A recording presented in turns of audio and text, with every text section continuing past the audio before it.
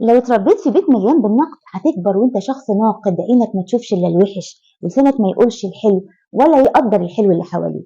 ولو اتربيت في بيت ممنوع فيه تعبر عن غضبك او تقول رايك، هتكبر وانت نمط من اتنين: يا اما خايف مش قادر تعبر عن مشاعرك ولا غضبك وبتنسحب من المواقف، فتبان ان انت ضعيف الشخصيه مالكش حضور او راي ولا بتعرف تاخد موقف.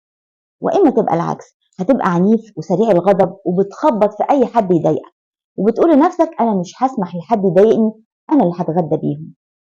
ولو اتربيت في بيت بيتم التلاعب بيك وتأنيبك طول الوقت وانت سبب في المشاكل اللي بتحصل، هتكبر وانت نمط من اتنين: يا اما شخص متلاعب سهل يقلب الترابيزه وتلبس غيرك الغلط، مش واضح مش صريح، متعب مرهق توكسيك.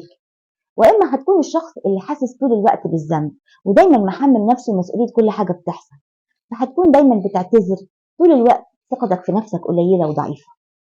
الخلاصة إن دي أنماط شفناها كلنا في بيوتنا وإحنا أطفال واتأذينا منها.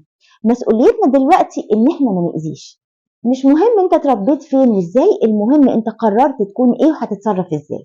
كل اللي فات في حياتك دي تجارب بتعلمك دروس، والدرس هنا: أنا هوقف الأذى.